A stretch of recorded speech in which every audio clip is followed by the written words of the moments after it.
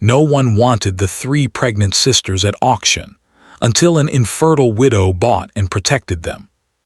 Some came out of curiosity, some because they hoped to buy something cheap, and some simply because there was nothing else to do in a town where life rarely changed. Horses stood tied nearby, carts were parked in uneven rows, and quiet murmurs filled the air.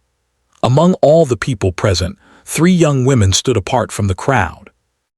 They stood close to one another, almost shoulder to shoulder, as if separating even a little would make them weaker. They were sisters, bound not only by blood but by hardship. All 3 were expecting children, and it was clear to everyone who looked at them. Their dresses were simple and worn, stretched tightly around their growing bellies. Their hands were rough from years of work, and their faces showed signs of tiredness far beyond their age. The oldest sister tried to keep her posture straight, even though her back ached. She felt it was her duty to appear strong, not just for herself but for the other 2. Her eyes scanned the crowd, not with hope but with quiet fear. She already knew how this day would likely end, yet she could not stop herself from wishing for a miracle. The middle sister kept her gaze low, staring at the dusty ground beneath her feet. She counted her breaths, trying to calm her racing heart. The youngest sister, barely more than a girl, held onto the older one's sleeve, her fingers trembling slightly. Their parents were gone. Their home had been lost to debt and misfortune. One bad season had followed another, and soon there was nothing left. The auction was not something they had chosen. It was forced upon them by circumstances beyond their control. The sisters had tried to find work, any work, but once people noticed their condition, doors quietly closed. Sympathy was rare, and help was even rarer. As the auctioneer climbed onto the platform, the noise in the crowd slowly faded. He cleared his throat and adjusted his hat. He had done this job many times before, but that morning, even he felt uncomfortable. He avoided looking directly at the sisters for too long. Papers in his hand listed names and values as if they were items, not people with beating hearts. The auction began with other matters, smaller items that drew little attention. A few bids were made, hands raised casually. Coins exchanged hands. People laughed and talked softly among themselves. The sisters waited. Every second felt longer than the last. Their moment was coming and they could not escape it. Finally, the auctioneer called them forward. The crowd turned fully toward the 3 women. The whispers grew louder now, no longer hidden. Some people shook their heads. Others crossed their arms, already deciding they wanted no part in this. A few stared openly without shame, their eyes filled with judgment rather than understanding. The auctioneer announced the details in a flat voice. 3 sisters, no property, no dowry. Heavy responsibility. His words were careful, but the meaning was clear. He paused, waiting for the first bid. Silence followed. The sisters stood still. The oldest sister swallowed hard. The middle one felt tears burning behind her eyes but refused to let them fall. The youngest sister squeezed her sister's arm tighter, as if the ground itself might give way beneath them. A man near the front shifted his weight, then looked away. Another laughed nervously and whispered something to his friend. Someone at the back muttered that it was too much trouble. The auctioneer tried again, lowering the starting offer. His voice echoed in the quiet square. Still, no one raised a hand. The crowd's interest faded quickly. People began to look bored. Some turned away, already thinking about their next task of the day. To them, this was not a tragedy, just an inconvenience they did not want to deal with. Responsibility frightened them more than injustice ever could. The oldest sister remembered better days. She remembered sitting by the fire with her parents, listening to stories, believing that the world was fair. That belief felt foolish now. She wondered what kind of future awaited her unborn child. The middle sister thought of the small hopes she once carried, dreams of a peaceful home and simple happiness. The youngest sister felt only confusion and fear, unable to fully understand how their lives had reached this point so quickly. The auctioneer cleared his throat again, his face tightening with discomfort. He lowered the price further, almost apologetically. This was not how things were supposed to go, Yet the silence remained unbroken. The sisters were not being chosen because no one wanted the burden they represented. Some in the crowd justified their lack of action in their minds. Times were hard, they said. Everyone had their own problems. Helping 3 pregnant women was too much to ask. Others simply did not want their lives disrupted. It was easier to turn away than to care. The sun briefly broke through the clouds, casting a pale light over the square.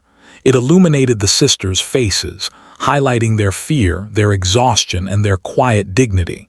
For a moment, time seemed to slow. Even those who wanted to ignore them could not completely escape the weight of the moment. The auctioneer finally paused, lowering his papers slightly. He looked out at the crowd one last time, hoping anyone would speak up. His voice softened as he asked if there were any bids at all. None came. The oldest sister felt something inside her sink deeply. It was not shock. She had expected this. It was a heavy acceptance, a painful understanding of how little value the world placed on people like them. She straightened her shoulders and lifted her chin, refusing to let despair fully take hold. If this was how things ended, she would at least face it with dignity. The middle sister closed her eyes for a brief moment and whispered a silent prayer, not for herself, but for the child she carried. The youngest sister's eyes filled with tears, and one finally slipped down her cheek, leaving a thin trail of dust behind. Around them, life continued. Someone coughed. A cart wheel creaked. A bird flew overhead, unaware of the human sorrow below. The auctioneer prepared to move on, to declare the auction closed without success. But before he could speak the final words, something unseen by the sisters shifted within the crowd. Someone had been watching closely from the beginning, standing quietly at the edge, saying nothing. While others saw only trouble and cost, this person saw fear, strength, and a test of conscience. And as the auctioneer took a breath to end it all, that quiet observer prepared to step forward. The sisters did not know it yet, but their lives were about to change in a way none of them could have imagined. She stood a little apart from the others, close enough to see clearly but far enough to remain unnoticed. Most people in the town knew her by sight, even if they did not know her well. She was a widow, quiet and reserved, someone who spoke little and listened more. Her dark clothes were always neat, her posture calm, her face serious but not cold. She had come to the market that morning for ordinary reasons, yet something had made her stop when she heard about the auction. From the moment she noticed the 3 sisters, she could not look away. While others glanced at them and then quickly turned their heads, she studied them carefully. She saw how they stood close together, how the youngest clung to the oldest, how none of them begged or cried out. There was fear in their eyes, yes, but there was also pride. They were not asking for pity. They were simply enduring. The widow knew what loss felt like. Years earlier, she had stood beside a grave, listening to words that sounded empty against the pain in her chest. Her husband had been a kind man, steady and patient. They had dreamed of a home filled with children's laughter, but life had chosen a different path. Illness came quietly and stayed too long. When it finally left, it took her husband with it and left her alone in a house that felt far too large. After his passing, people treated her differently. Some avoided her, unsure what to say. Others offered advice she did not ask for. She learned how invisible a person could become while standing in plain sight. Over time, she grew used to the silence. She filled her days with work, managed her small property carefully, and lived simply. Still, there was an emptiness she could not name, something she carried with her like a shadow. As she watched the auction, that familiar ache stirred again, but this time it was mixed with something else. Anger, perhaps, or disbelief. She listened to the whispers around her, the excuses people made in low voices. Too risky, too much responsibility, not worth it. Each word felt heavy, pressing down on her chest. Her eyes returned to the sisters. She noticed the oldest one lifting her chin when the silence stretched on. She noticed the middle sister's hands folded tightly, as if holding herself together. She noticed the youngest sister's tears, quickly wiped away. In that moment, the widow did not see a burden. She saw 3 human lives standing on the edge of something terrible. The auctioneer's voice grew uncertain as he lowered the offer again. The crowd barely reacted. The widow felt a strange calm settle over her. It was the same calm she had felt years ago when she made difficult choices after her husband's death. She knew that feeling well. It came right before a decision that could not be undone. She thought of her quiet house, of the extra room that stayed locked most of the year, of the meals she cooked for one and often ate in silence. She thought of the strength she had built out of necessity, the resources she had guarded carefully. She had always believed those things existed for a reason, even if she did not yet understand why. Her heart beat faster as the auctioneer prepared to end the sale. She hesitated for only a moment. What she was about to do would change her life, and the lives of those 3 sisters. It would invite judgment, questions, and perhaps trouble. She knew people would talk, they always did. Still, she stepped forward. The sound of her boots against the ground caught the auctioneer's attention. He looked up, surprised. The crowd turned, murmurs spreading again, but this time with curiosity. The widow raised her hand calmly. Her voice, when she spoke, was steady and clear. "I will take responsibility," she said. The square fell silent. The auctioneer blinked, unsure if he had heard correctly. He asked her to repeat herself. She did, without raising her voice, without adding explanation. She stated her offer and stood still, waiting. People began whispering again, louder now. Some shook their heads in disbelief. Others leaned toward one another, trying to guess her reasons. A few looked at her with open suspicion. Why would a woman alone take on such a burden? What did she want in return? The sisters stared at her, stunned. The oldest sister felt her knees weaken slightly. She had prepared herself for rejection, not rescue. The middle sister lifted her head for the first time in what felt like hours. The youngest sister stopped crying, her eyes wide with confusion and fragile hope. The auctioneer confirmed the offer and brought the matter to a close quickly, perhaps relieved that the uncomfortable moment had ended. He announced the result in a formal tone, but his eyes softened briefly when he looked at the widow. She nodded once, then turned toward the sisters. She did not smile. She did not speak kindly words meant to impress. Instead, she approached them slowly, making sure not to startle them. Her voice was low and respectful. "You will come with me," she said. "You will be safe." Only firmness and something else she recognized, loneliness. They followed her through the crowd. People stepped aside, watching closely. Some whispered criticism. Others looked thoughtful, perhaps ashamed. No one stopped them. The widow led them to a modest carriage waiting nearby. She helped the youngest sister inside first, then the others, careful and patient. As they traveled away from the square, silence filled the space between them. The sisters did not know what to say. Fear had not vanished completely, but it had changed shape. It was no longer sharp. It was cautious. The widow did not push them to speak. She understood that trust did not come from words alone. When they arrived at her home, the sisters were surprised by its simplicity. It was not grand, but it was well kept. Clean windows, a sturdy roof, a small garden that showed signs of care. The widow showed them inside, explaining where they would sleep, where food would be prepared, where they could rest. Her tone remained calm and practical. "You owe me nothing," she said finally, meeting their eyes one by one. "You will stay here until you are able to choose your own path." That night, as the sisters rested in clean beds, the widow sat alone at her kitchen table. She listened to the quiet sounds of the house, now different than before. Fear tried to creep into her thoughts. Had she done the right thing? Could she truly protect them from a world that had already failed them once? She placed her hands flat on the table and closed her eyes. Whatever came next, she knew one thing for certain. She had not turned away, and for the first time in many years, the silence in her home did not feel empty at all. The first few days passed quietly, but tension lived in every corner of the house. The sisters moved carefully, as if the floor might disappear beneath them if they stepped too firmly. They spoke in whispers when they spoke at all. Each sound made them alert, every movement measured. They had learned from experience that kindness could disappear without warning. The widow noticed everything, even though she pretended not to. She did not demand gratitude or obedience. She allowed the sisters space, understanding that safety takes time to feel real. In the mornings, she prepared simple meals and left them on the table without calling attention to herself.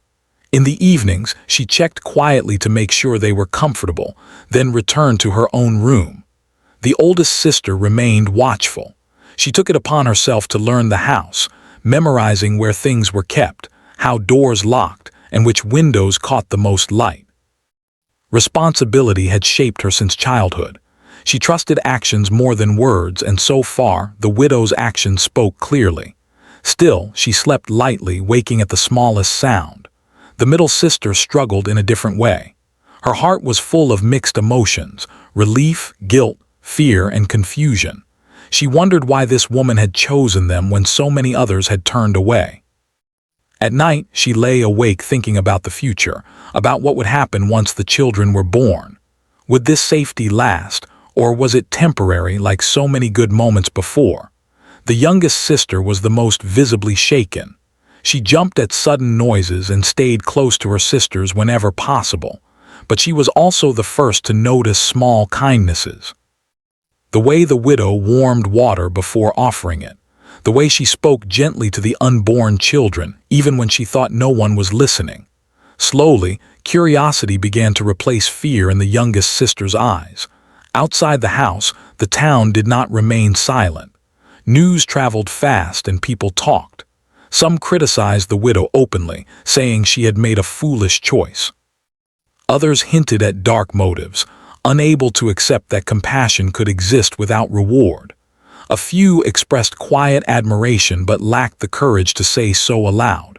The widow heard the rumors but did not respond. She had lived long enough to know that explanations rarely changed minds. Instead, she focused on protecting the peace within her home.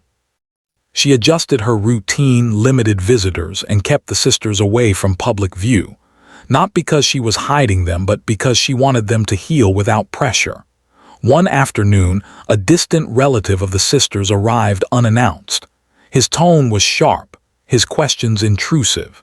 He claimed concern, but his eyes told a different story. He spoke of responsibility and ownership, of arrangements that could be made. The widow listened quietly, then ended the conversation firmly. Her voice did not rise, but her meaning was clear. The sisters were under her protection, and she would not allow them to be mistreated again. After that visit, the sisters felt a new kind of fear. Old memories resurfaced, reminders of how quickly security could be challenged. The widow noticed their unease and addressed it directly that evening. She sat with them at the table, something she had not done before. "No one will take you from here," she said calmly, "not without your consent." The middle sister felt something loosen inside her chest. The youngest sister reached out without thinking and held the widow's hand. The widow did not pull away. Days turned into weeks. The house began to change. Laughter appeared in short bursts, unexpected and shy. The sisters helped where they could, not because they were asked, but because they wanted to contribute. The widow accepted their help but reminded them often to rest. Their health mattered more than chores. At night, the widow sometimes sat alone by the window, watching the sky darken. She thought about how her life had shifted so suddenly. She had lived with loss for so long that she had forgotten what purpose felt like. Now, despite the worry and uncertainty, her days felt full. Not easy, but meaningful. The sisters, too, were changing. Their bodies grew heavier with each passing week, but their spirits slowly lifted. They spoke more freely now, sharing memories of their parents, their childhood home, the small joys they once knew. The widow listened without interruption, honoring their stories. One evening, the youngest sister asked a question that had been hovering unspoken between them all. "Why did you choose us?" "And I had the means to stop that from happening again." The widow arranged everything carefully, making sure the sisters received proper care without exposing them to unnecessary attention. It was not easy. Resources stretched thin. Worry often followed her into sleep. Still, she did not regret her decision. The sisters noticed her exhaustion and began caring for her in small ways. A warm drink left by her chair, a blanket folded neatly. A quiet thank you whispered when she least expected it. The balance between giver and receiver slowly shifted into something more equal. The house no longer felt like a place of shelter alone. It felt like a place of belonging. Yet beneath the calm, the outside world waited. Legal questions remained unresolved. People who believed strength meant control still watched closely. The widow knew that the hardest tests had not yet come, but as she stood one morning in the doorway, watching the sisters sit together in the sunlight, hands resting on their growing bellies, she felt something steady within her. Whatever challenges lay ahead, they would face them together. For the sisters, trust was no longer just an idea. It was becoming real, built day by day, action by action. And though the past still weighed heavily on their hearts, the future no longer felt like a closed door. It felt, for the first time in a very long while, like a path they might be allowed to walk. As the weeks passed, the outside world began pressing closer, like a storm slowly moving toward the house. The widow felt it first. Small signs appeared one after another. A stranger standing too long near the gate. Questions asked at the market that sounded harmless but were not. Letters delivered with careful words that carried hidden warnings. The peace inside the house was real, but it was fragile. The sisters sensed the change even before anything was said. The oldest sister noticed the widow locking doors more often. The middle sister saw the tension in her shoulders when she returned from town. The youngest sister felt it in the quiet moments when the house seemed to hold its breath. One afternoon, two men arrived together. They claimed to be officials sent to review the situation. Their tone was polite, but their eyes were sharp. They spoke of rules, of documents, of concerns raised by the community. They wanted to see the sisters. They wanted answers. The widow did not invite them inside. She stood in the doorway, calm and unmovable. She answered only what was necessary. She reminded them that the sisters were adults, under her care by choice and receiving proper support. Her voice never shook, even when the men hinted that things could become complicated. After they left, the house felt colder, even though the fire was burning. The sisters gathered together in the main room. Fear returned, heavy and familiar. Old memories rose again, memories of being powerless while others decided their fate. The widow sat with them, closer than she ever had before. "I will not let them take your safety away," she said, "but I need you to understand something. This may not be easy." She gathered records, prepared answers, and planned for every possible challenge. Each step took time and energy, but she did not hesitate. Protection was no longer just an intention, it was an action repeated daily. The sisters did their best to remain calm, but stress affected them. Their bodies were already under strain and worry made it worse. The widow noticed immediately. She insisted on rest, on quiet mornings and slow afternoons. She reminded them often that their health mattered more than fear. Despite her efforts, the pressure continued. Rumors grew louder. Some people claimed the widow was acting against tradition. Others suggested she had no right to interfere. A few went so far as to say the sisters would be better off elsewhere, under stricter control. These words never reached the sisters directly, but they reached the widow, and she carried them alone. One night when the house was asleep, the widow sat at the table with a single lamp lit. She felt the weight of every decision pressing on her chest. Doubt tried to creep in. Was she strong enough to continue? Could she really stand against a system that had already failed these women once? She thought of her husband again, of his quiet courage, his belief that doing the right thing mattered even when no one was watching. She took a deep breath and let that memory steady her. Giving up was not an option. Soon after, the pregnancies entered their final stage. The sisters needed more care, more attention. Sleep became difficult. Pain came and went without warning. The widow rearranged her life completely. She stayed close day and night, ready to respond at the smallest sign of need. The sisters, despite everything, found moments of strength in each other. They talked about names, about hopes they were afraid to speak too loudly. They imagined futures that once felt impossible. These conversations were quiet, almost secret, but they brought light into the room. Then, one morning, a message arrived that tested everything the widow had prepared for. A formal notice. Another review. More questions. The timing could not have been worse. The widow read the paper slowly, then folded it with care. She did not show it to the sisters immediately. She waited until evening when they were resting together. "There may be people who will try again," she said honestly, "but I am ready, and you are not alone." Trust was something she had not realized she needed so deeply until it was given. When the first signs of birth appeared, everything else faded into the background. Fear, gossip, threats, none of it mattered anymore. Only the moment did. The widow acted with calm urgency, guiding, supporting, speaking softly when the pain grew strong. The house filled with quiet movement and focused care. Hours passed slowly, then quickly. The sisters drew strength from one another just as they always had. The widow never left their side. Outside, the world remained uncertain. Inside, something powerful was happening. Life was arriving, fragile and new, unaware of the battles fought to protect it. As dawn approached, exhaustion filled the room, but so did something else. Relief. Hope. The widow stood near the window, watching the first light touch the sky. She felt changed. Not because the struggle was over, but because she knew, without doubt, that it was worth it. The sisters rested, holding onto the quiet that followed. Their journey was not finished. Challenges still waited beyond the walls of the house. But they had faced the hardest part together, supported and protected. And for the first time since the auction, the world outside no longer felt quite as powerful as it once had. The days that followed were quiet in a way that felt new to everyone in the house. It was not the heavy silence of fear or waiting. It was a soft, careful quiet, the kind that comes after something important has passed.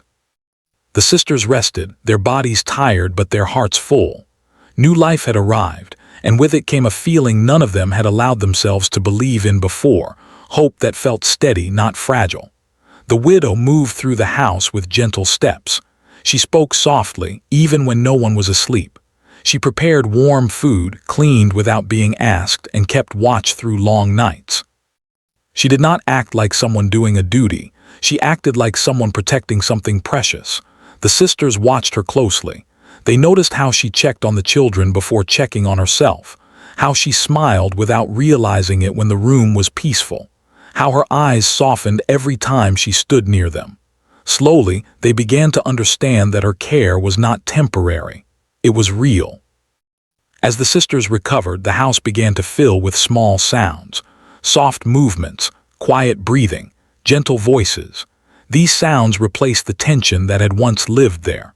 The walls that had only known silence and grief now held something warmer. The oldest sister felt a deep sense of responsibility settle inside her, but it was different from before. It was no longer heavy with fear. It was guided by purpose. She helped organize their days, made sure everyone rested, and spoke calmly when worries appeared. For the first time, she did not feel like she was carrying everything alone. The middle sister found herself smiling more often.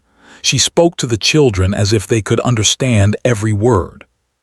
She talked about small dreams, simple things like morning walks, shared meals, quiet evenings.